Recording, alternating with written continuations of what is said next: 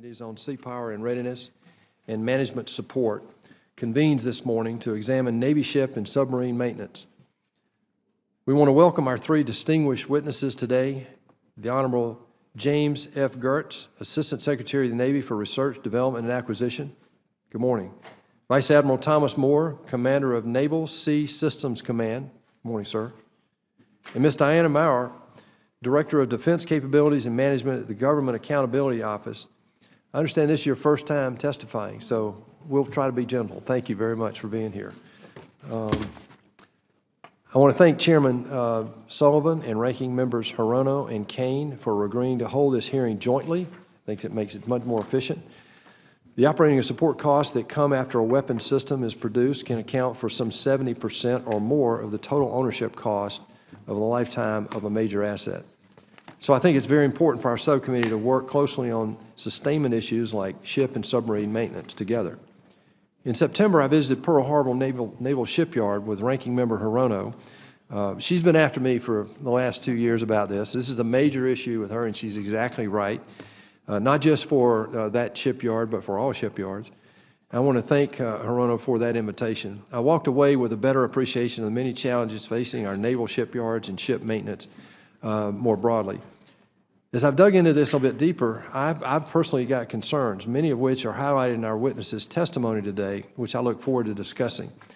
Overall, maintenance delays continue to be a significant issue. As the GAO notes, tolling more than 33,000 days across fiscal years 2014 through 2019 for aircraft carriers, surface ships, and submarines. One effect of these delays is fewer ready ships, which places a greater stress on our fleet to meet all of its operational demands. For example, according to Ms. Maurer's testimony, in fiscal year 2019, maintenance delays alone result in the Navy losing the equivalent of 19 service ships. Of our 292-ship fleet, 19 were not available to commanders.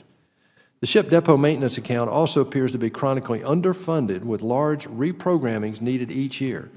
In fiscal year 2019, the budget was $9.8 billion. By the middle of the year, the Navy announced a shortfall of nearly $1 billion.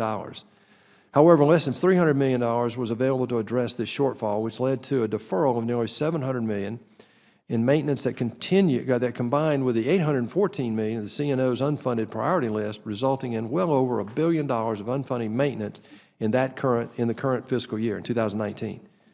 To my earlier point on schedule delays, even if the Navy had this money, the Navy doesn't seem to have the shipyard capacity readily available to handle this incremental work. These are challenges the Navy is facing today with a fleet of 292 ships. By the end of the fiscal year, the Navy will have hopefully 301 ships. The fleet is growing, but it's far from clear that we can maintain the fleet we have, much less the fleet of 301 ships, and let alone a future fleet of 355 ships. It's important to recognize that we did not get into this situation overnight, and correcting this underlying issue will require a long-term commitment. As highlighted in the witnesses' statements, a number of systemic factors need to be addressed, including accepting ships with serious deficiencies, ship deployments extended beyond planned durations, poor facility and equipment conditions, cumbersome contracts, a green workforce, and an insufficient dry dock capacity.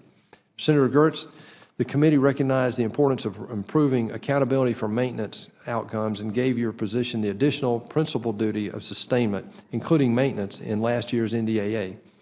We're looking to you for leadership and follow-through to restore the balance between fleet size and its sustainment. There are 4 specific areas that I look forward to discussing today in partnering with the Navy. First, what size Navy can we predictably maintain now and in the future? And how do we increase that ability as we increase the size of the fleet? Second, the implementation of the Navy's $21 billion 20-year Shipyard Infrastructure Optimization Plan, or SIOP. It is clear to me that Pearl Harbor Naval Shipyard needs to be brought in the 21st century. Is the SIOP the right plan and its implementation being effectively carried out? Third, private shipyard capacity and the ability of these shipyards to meet the forecasted future surface ship maintenance workload. Fourth, the extent to which continuing resolutions and budget stability affect the ability to plan and execute maintenance.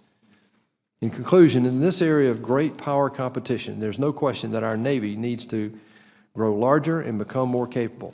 My fear is that as the Navy grows, maintenance capacity will not keep pace, The end result will be a larger fleet, but fewer ships ready for operational tasking. I look forward to our witnesses' testimony today and thank them again for their attendance. In order for opening remarks, the order for opening remarks will be Ranking Member Hirono, Chairman Sullivan when he gets back from his judiciary responsibility of introducing a nominee, and then Ranking Member Kane, and then our witnesses. I understand Secretary Gertz will give one opening statement on behalf of himself and Admiral Moore. Is that correct? Thank you. And with that, we'll get started, and I recognize Ranking Member Senator Hirono.